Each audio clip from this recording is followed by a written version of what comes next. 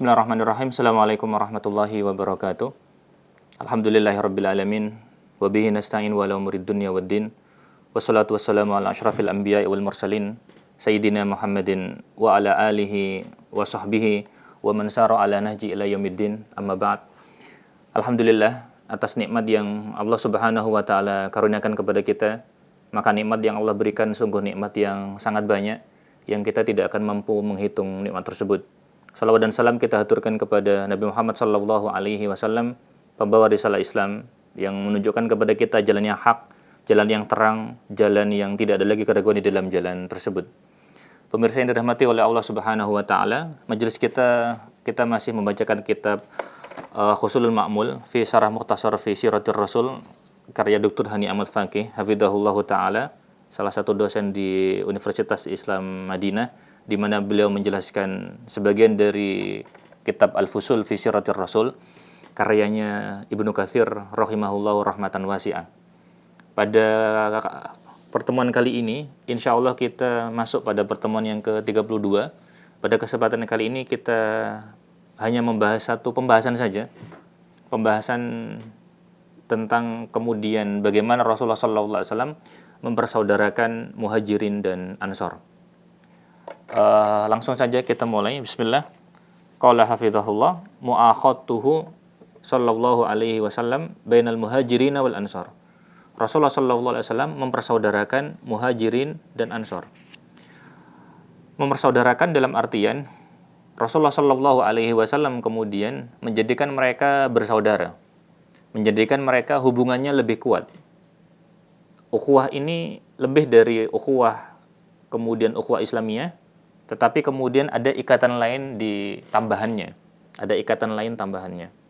Dan ikatan ini kemudian menguatkan hubungan mereka satu sama lain. Dan ikatan ini kemudian menjadikan mereka lebih baik, menjadikan mereka lebih kuat, menjadikan mereka kemudian bisa menyelesaikan banyak kesulitan yang kemudian mereka hadapi, terutama nanti kemudian ketika hijrah dan setelahnya juga setelah hijrah, ketika kemudian sudah di Madinah. Sehingga ini kemudian tentang bagaimana Rasulullah SAW mempersaudarakan antara Muhajirin dan Ansor. Langsung kita bahas. Bismillah. Qala al-musannif, Ibnu Katsir mengatakan, wa akha Rasulullah sallallahu alaihi wasallam bainal Muhajirin wal Ansor. Rasulullah sallallahu alaihi wasallam mempersaudarakan antara Muhajirin dan Ansor. Fakanu yatawarrathuna bihadzal ikha fi ibtida'il Islam irsan muqaddaman 'alal qurabah. Rasulullah ketika mempersaudarakan antara Muhajirin dan Ansor, maka mereka, yaitu Muhajirin dan Ansor, mereka saling mewarisi. Dengan sebab ini, sebab persaudaraan antara Muhajirin dan Ansor, mereka kemudian mendapatkan warisan satu sama lain. Di mana warisan ini irsan muqaddaman 'alal qurabah, didahulukan atas kekerabatan. Didahulukan atas kekerabatan. Walaupun nanti kemudian baru belakangan pensyariatan ini nanti dinasah. Pensyariatan ini nanti kemudian dihapus. Dihapusnya kemudian dengan diterapkannya hukum waris yang kemudian kita kenal sekarang. Maka sebelum hukum waris itu ada, maka sebelumnya ada kemudian pembagian warisan berdasarkan persaudaraan antara Muhajirin dan Ansor ini ketika awal-awal hijrahnya Rasulullah SAW di Madinah. Kemudian wa faradallahu subhanahu wa ta'ala idzaka zakat rifqan bi fuqara'il muhajirin. Ibnu Katsir kemudian menyebutkan tentang kewajiban zakat ya. Tentang kewajiban zakat, dan kita tahu zakat ini kemudian ada makna perhatian dan juga makna kelembutan terhadap orang-orang fuqara dari Muhajirin. Dan hal ini kemudian jelas mendukung dan menguatkan posisi kaum Muhajirin ketika mereka baru pindah, maka otomatis kemudian mereka dalam posisi yang tidak seperti sebelumnya, tidak sekuat sebelumnya. Kita tidak mengatakan semuanya lemah, tetapi orang ketika hijrah, mereka kan posisinya kurang menguntungkan. Posisinya kurang menguntungkan, posisinya sulit di tempat yang baru, butuh banyak hal untuk beradaptasi, butuh banyak hal untuk berusaha lebih lanjut, sehingga dengan beberapa hal ini, itu kemudian memudahkan perjalanan mereka, memudahkan kehidupan mereka, dan kemudian menjadikan orang muhajirin kehidupannya lebih baik, di mana akhirnya kemudian mereka bisa lebih fokus dalam kehidupannya dan lebih fokus dalam beribadah kepada Allah Subhanahu wa taala. Dr. Hani Ahmad Fakir rahimahullah mengatakan setelahnya, al-kalam alaihi min wujuh. Penjelasan tentang mu'akhah baina muhajir dan ansor itu bisa kita sebutkan dari beberapa sisi. Yang pertama, hasilu ma dzakarahul musannif, kesimpulan dari yang disampaikan oleh Ibnu Katsir rahimahullah, anna Nabiyya sallallahu alaihi wasallam indama qaddima muhajiran ilal Madinah kana min dhimni ma qama bihi minal a'mal al-awwaliyah annahu akha baina ashabihi minal muhajirin wal ansor alal haqqi wal muwasah. Jadi kesimpulannya bahwa termasuk dari kebijakan pertama, amal pertama yang dilakukan oleh Rasulullah sallallahu alaihi wasallam setelah Rasulullah hijrah dari Makkah ke Madinah, ketika sudah sampai di Madinah, maka termasuk hal mendasar pertama yang dilakukan oleh Rasulullah sallallahu alaihi wasallam itu adalah mempersaudarakan antara muhajirin dan ansor. Kita tahu muhajirin, muhajir orang yang hijrah. Ansor orang yang menolong. Muhajirin orang yang hijrah, berarti orang yang hijrah dari Mekah menuju ke Madinah. Orang ansor, orang yang menolong, berarti mereka orang Madinah, orang asli Madinah, orang yang lebih dulu tinggal di Madinah. Orang ansor ini kemudian mereka yang membantu muhajirin. Mereka menolong Allah, mereka menolong Rasulnya, mereka menolong muhajirin yang hijrah bersama Rasulullah Sallallahu Alaihi Wasallam menuju ke Madinah. Maka mempersaudarakan mereka untuk kemudian alal haqqi wal mu'asah, untuk kemudian sama-sama membela al-haq, begitu juga kemudian muasah, sama-sama kemudian untuk memberikannya, untuk meluaskan, agar kemudian dengan hubungan itu mereka punya tanggung jawab dengan hubungan itu, tanggung jawab untuk saling menguatkan, saling bantu-membantu, saling tolong-menolong, kemudian saling memberikan jika kemudian ada kesulitan yang mereka hadapi. Dr. Hani Ahmad Fakih kemudian mengatakan setelahnya, wa hadza tsabitun fi sahihain, dan ini kemudian ada di dalam sahihain. Disebutkan bahwa Rasulullah SAW mempersaudarakan kaum muhajirin dan ansor, itu kemudian ada dua riwayat tentang tempat dari Rasulullah mempersaudarakan antara muhajir dan ansor. Tempat pertama yang disebutkan adalah rumahnya Anas bin Malik. Kita tahu Anas bin Malik adalah orang ansor ya. Ketika Rasulullah datang ke Madinah, Anas bin Malik ketika itu berusia sekitar 10 tahun insya Allah.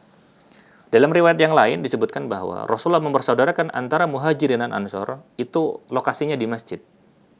Sebagian ulama kemudian menyebutkan bahwa antara tempatnya di masjid dengan tempatnya di rumahnya Anas bin Malik, insya Allah tidak ada pertentangan. Karena bisa jadi kemudian upaya untuk mempersaudarakan antara muhajirin dan ansor itu tidak hanya kemudian satu prosesi, satu acara saja. Bisa jadi lebih. Bisa jadi lebih. Dan kemungkinannya antara di rumahnya Anas bin Malik dan juga di masjid. Sehingga kemudian tidak ada pertentangan. Tidak ada pertentangan.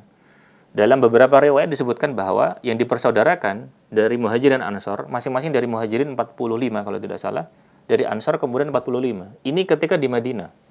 Ini ketika di Madinah terjadi proses ini untuk mempersaudarakan antara muhajirin dan antara ansor. Dalam riwayat lain disebutkan bahwa Rasulullah SAW ketika sebelum hijrah, Rasulullah SAW itu sudah mempersaudarakan sesama muhajirin sendiri juga. Karena itu terdapat riwayat bagaimana Rasulullah mempersaudarakan dirinya dengan Ali bin Abi Thalib. Lalu Rasulullah mempersaudarakan Hamzah, pamannya, dengan Zaid bin Harithah. Kita tahu Zaid bin Harithah mantan budaknya Rasulullah SAW. Lalu kemudian Rasulullah merdekakan. Lalu kemudian Rasulullah angkat anak. Meskipun kemudian sistem angkat anak ini adopsi kemudian dibatalkannya. Dibatalkan oleh Islam. Dibatalkan kemudian oleh Islam. Tetapi kemudian kita tahu mereka bersaudara, sehingga persaudaraan ini ada yang sebelumnya sudah dilakukan, lalu kemudian ada lagi yang dilakukan setelah Rasulullah SAW hijrah. Sehingga pembahasan ini sebenarnya pembahasan yang menarik. Karena memang betul, yang paling menonjol bahwa upaya mempersaudarakan ini dilakukan ketika Rasulullah sudah di Madinah. Tetapi sisi menariknya, salah satunya adalah ada upaya dari Rasulullah untuk mempersaudarakan sebagian dari orang muhajirin, termasuk Rasulullah SAW sendiri, ketika mereka masih di Mekah. Sehingga upaya itu kemudian sudah ada sebelumnya. Wallahu ta'ala alam bisawab. Kemudian, poin yang kedua, Dr. Hani Ahmad Fakih, hafidhahullah, mengatakan, wa kanal hadaf min hadhil mu'akhah, adapun tujuan dari mempersaudarakan muhajir dan ansor, maka ada beberapa.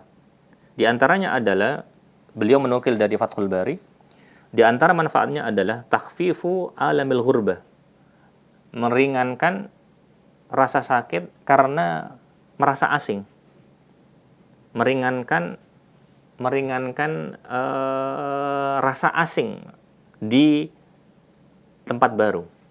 Orang ketika baru pindah, otomatis kemudian dia mendapati sesuatunya itu asing dan berbeda dengan kehidupan yang biasa dia jalani di tempat sebelumnya. Ketika kemudian ada saudaranya dipersaudarakan, maka hal ini akan meringankan hal tersebut, akan memudahkan dia untuk menjalaninya. Dia merasa dia tidak sendiri. Ada orang yang kemudian akan membantunya, akan ada orang yang mendukungnya, akan ada orang yang menyokongnya, akan ada orang yang kemudian paling tidak dia tahu orang itu akan kemudian bisa dia mintain tolong ketika nanti dia perlukan. Meskipun dia akan berusaha untuk menyelesaikan masalahnya sendiri. Sehingga dengan adanya upaya Rasulullah mempersaudarakan ini, maka mereka tidak begitu berat ketika beradaptasi datang di Madinah. Ini manfaat yang pertama. Manfaat yang kedua, ta'lifu qulubi sahabat ba'duhum ala ba'd. Jadi melembutkan hatinya para sahabat. Sehingga karena mereka kemudian bermuamalah dengan yang lain. Ketika bermuamalah dengan yang lain, maka kemudian mereka perlu untuk kemudian berhubungan satu sama lain, bermuamalah satu sama lain, kontak dengan satu sama lain, dan hal itu kemudian melembutkan hati mereka, dan hal itu kemudian juga menjadikan hubungan mereka semakin kuat dari segi sosialnya, karena manusia perlu untuk bermuamalah dengan sesamanya, satu sama lain, sehingga hal ini kemudian menjadikan kekuatan kaum muslimin semakin baik, dan menjadikan mereka posisinya semakin kuat ya. Dan ini menjadi modal penting akan keutuhan masyarakat yang dibina oleh Rasulullah Shallallahu Alaihi Wasallam. Kemudian poin yang ketiga, wa muasatu ba'dihim ba'dha, saling memberi satu sama lain, saling memberi satu sama lain. Salah satu kemudian contoh bagus yang disebutkan adalah contoh yang kemudian abadi dalam Al-Quran. Ketika Allah Subhanahu Wa Taala menyebutkan tentang bagaimana orang muhajirin, bagaimana orang ansor di dalam ayat ke-8, ayat ke-9 dari surat Al-Hasyr ya. Kita tahu kemudian di ayat yang ke-9 ketika Allah Subhanahu wa taala mengatakan lil fuqara'il muhajirin alladzina ukhriju min diyarihim. Orang-orang fuqara dari muhajirin yang kemudian mereka terusir dari tempatnya. Wa amwalihim yabtaghuna fadlan minallahi wa ridwana. Mereka terusir, muhajirin alladzina ukhriju min diyarihim wa amwalihim, terusir dari dari negeri mereka, wa amwalihim, lalu kemudian terusir tidak mendapatkan harta mereka sebelumnya, di mana mereka ketika hijrah yabtaghuna fadlan minallahi wa ridwana. Mereka mengharapkan karunia dari Allah Subhanahu wa taala wa ridwana, dan juga ridha Allah Subhanahu wa taala. Sehingga tujuannya mereka hijrah demi Allah Subhanahu wa taala. Demi kemudian mengharapkan ridha dari Allah Subhanahu wa taala. Meskipun kemudian mereka kehilangan negeri mereka, di mana mereka kemudian juga kehilangan harta mereka. Al-fuqara'il ladzina ukhriju min diyarihim wa amwalihim yabtaghuna fadlan minallahi wa ridwana wa yansuruna Allah wa rasulahu. Mereka kemudian ketika hijrah, maka mereka kemudian membela Allah, membela Rasulnya. Ulaika humus shadiqun. Mereka itu orang-orang yang benar, orang-orang yang jujur.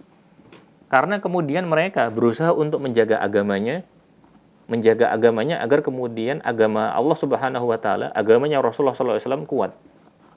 Dan mereka menyelamatkan, karena di Mekah mereka kemudian kesulitan untuk menjalankan agamanya.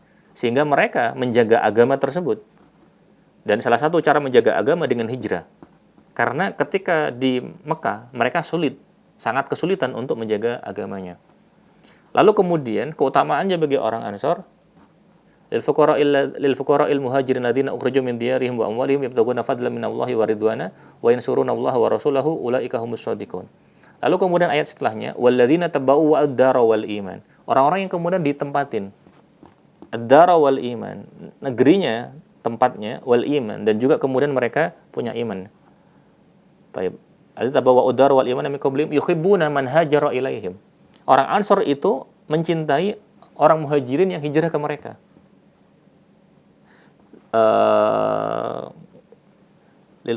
Apa namanya? Tabawa udar wal iman min qablihim yuhibbuna man hajara ilaihim wa la yajiduna fi sudurihim hajatan mimma utu. Mereka kemudian tidak merasa butuh dengan yang diberikan kepada mereka. Wa yu'thiruna ala anfusihim walau kana bihim khasasah. Bahkan kemudian orang Ansor seringkali kemudian mereka mendahulukan orang muhajirin atas diri mereka sendiri. Walau kana bihim khasasah, padahal mereka kemudian betul-betul membutuhkan hal tersebut.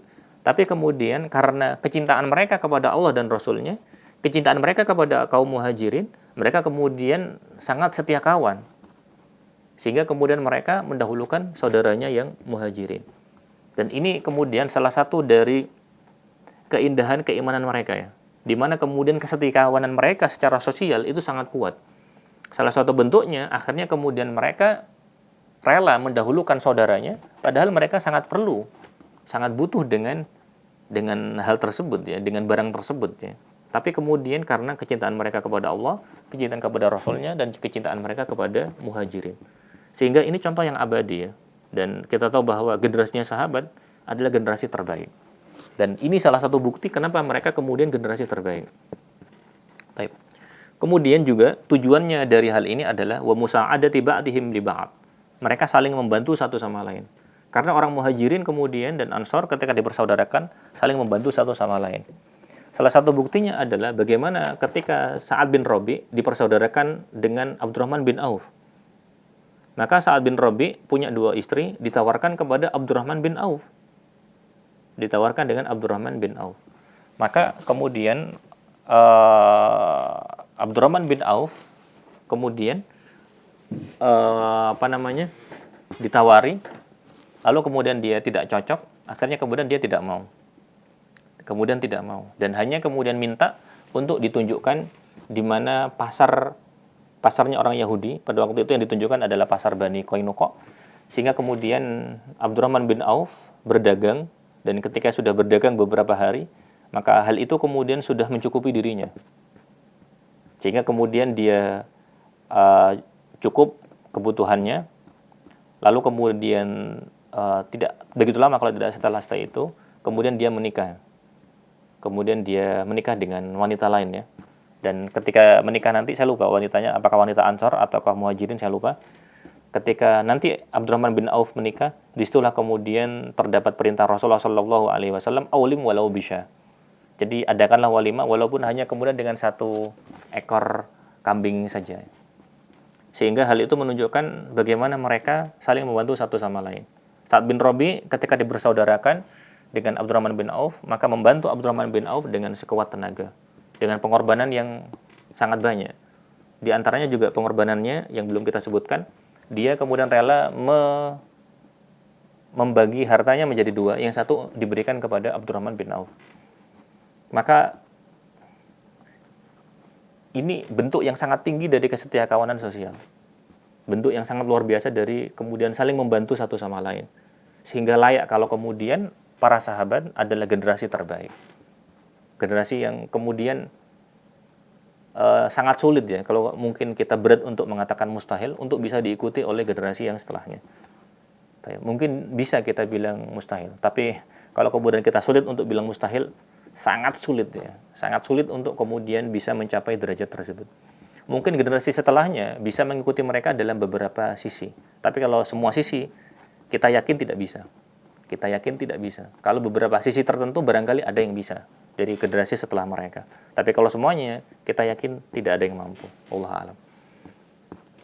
Kemudian beliau menyebutkan nukilan dari Ibnu Katsir dan nukilan dari Ibnu Hajar, dan menyebutkan bahwa salah satu manfaatnya dari mu'akhah ini adalah hatta yusaida al-qawi adz-dhaif. Orang yang kuat kemudian membantu yang lemah, sehingga saling menguatkan satu sama lain. Dan ketika saling menguatkan satu sama lain, maka permasalahan sosial, efek sosial dari hijrahnya mereka, salah satunya adalah kesenjangan sosial, kesulitan ekonomi, berhasil diminimalisir. Berhasil diminimalisir dengan hal ini. Sehingga kemudian kekuatan mereka secara ekonomi juga semakin kuat, dan kesetiakawanan sosial mereka dalam artian semangat untuk saling bantu-membantu itu kemudian juga kuat. Dan ini kemudian memberikan manfaat besar kepada Islam. Karena masyarakat Islam yang baru terbentuk ini kemudian semakin kuat, semakin kokoh. Semakin kokoh, meskipun kemudian butuh waktu untuk kemudian maju secara ekonomi. Tapi pondasinya sudah kuat dengan kesetiakawanan mereka yang kuat, dan juga kemudian mereka fokus kepada agama, dan juga kemudian dipersaudarakan oleh Rasulullah SAW, maka hubungan ukhuwah Islamiyah yang sudah bagus itu ditambah lagi dengan dipersaudarakan secara khusus oleh Rasulullah SAW. Sehingga yang kuat membantu yang lemah, wal ghani al fakir, dan yang kaya membantu yang fakir. Baik. Selanjutnya poin yang ketiga, wa kana sahabatu fi bidayatil amri yatawarathuna bitilkal mu'aqad ba'dal mauti duna dhawir rahmi. Pada awalnya, persyariatan awal yang terjadi bahwa para sahabat yang dipersaudarakan itu, jika ada saudaranya meninggal, maka kemudian saudaranya yang lain mewarisi. Saudaranya yang lain kemudian mewarisi. Ini syariat awal pada masa itu ya. Bahkan yang keluarga dari yang meninggal awalnya tidak mewarisi. Ini syariat awal ya. Syariat awalnya seperti itu ya. Syariat awal seperti itu. Sehingga kemudian dengan persaudaraan ini, jika salah satu meninggal, maka mereka kemudian dapat warisan. Hal ini menunjukkan bahwa mereka kemudian posisinya dengan ukhuwah ini, posisinya itu semakin kuat. Posisinya semakin bagus, dan kemudian persatuan mereka semakin kuat. Kama asyarul musannif, sebagaimana yang disebutkan oleh Ibnu Katsir. Tsumma nusikha hadzal hukmi ba'da ghazwati Badrin. Kemudian hukum ini dinasah setelah perang Badar. Dinasah, dihapuskan, tidak lagi berlaku setelah perang Badar. Dan dihapusnya dengan firman Allah Subhanahu wa taala, wa ulul arhami ba'duhum aula bi ba'din fi kitabillah. Dan ulul arham, keluarga itu satu sama lain itu kemudian lebih berhak fi kitabillah, di dalam kitabullah. Sehingga ketika kemudian ayat ini turun, ayat ini kemudian menghapus, menasakh pensyariatan yang dipersaudarakan oleh Rasulullah. Jika saudaranya meninggal, maka dia mendapatkan warisan. Saudara kandungnya, saudara-saudaranya malah kemudian tidak dapat pada awalnya. Setelah perang Badar, kemudian turun ayat ini, maka kemudian pensyariatan ini dihapus. Pensyariatan itu dihapus, sehingga pensyariatan yang berlaku adalah seperti yang berlaku sampai sekarang. Pensyariatan yang berlaku sampai sekarang, seperti yang kita lihat sekarang, bahwa keluarga punya jatah warisan sebagaimana rincian dalam penjelasan tentang warisan ya, tentang ilmu waris, tentang faraid, sudah dirinci di sana. Bapak dapat berapa, saudara dapat berapa. Maka hal itu berlaku sejak setelah perang Badar. Sebelum perang Badar, dari setelah hijrah sampai kemudian sekitar perang Badar, yang berlaku, yang mendapatkan warisan adalah saudara yang dipersaudarakan oleh Rasulullah tadi. Sehingga itu syariat awalnya. Syariat yang kemudian belakangan seperti yang kemudian kita lihat sekarang. Wallahu a'lam. Kemudian poin yang keempat dari penjelasannya Dr. Ahni Ahmad Fakih, wa amma fardiyatuz zakat fal masyhur indal ulama an furidat fi sanati tsaniyah minal hijrah. Adapun tentang kewajiban zakat, maka yang masyhur bahwa zakat ini disyariatkan pada tahun kedua Hijriah. Perang Badar juga terjadi pada tahun 2 Hijriah. Hanya kemudian kita belum tahu persisnya pada bulan apa. Wakila innaha furidat bi Makkah ijmalan min ghairi taqyid. Pendapat lain mengatakan bahwa zakat diwajibkan ketika di Makkah secara umum, secara global. Min ghairi taqyid bi nisab au haul, tanpa kemudian dirinci nisab atau haul. Tsumma fusilat ahkamuha bil Madinah, lalu kemudian dirinci dengan lebih detail ketika di Madinah. Allahu taala alam bissawab. Yang penting bagi kita bahwa salah satu hal penting kenapa kemudian zakat di sini disebutkan, karena zakat terutama diberikan dari orang kaya kepada orang yang memerlukan, terutama kemudian orang fakir. Ketika kemudian kondisi awal dari umat Islam di masa itu, kemudian mereka terutama banyak yang masih lemah, maka dengan pensyariatan zakat, hikmahnya salah satunya adalah mereka kemudian bisa ditolong.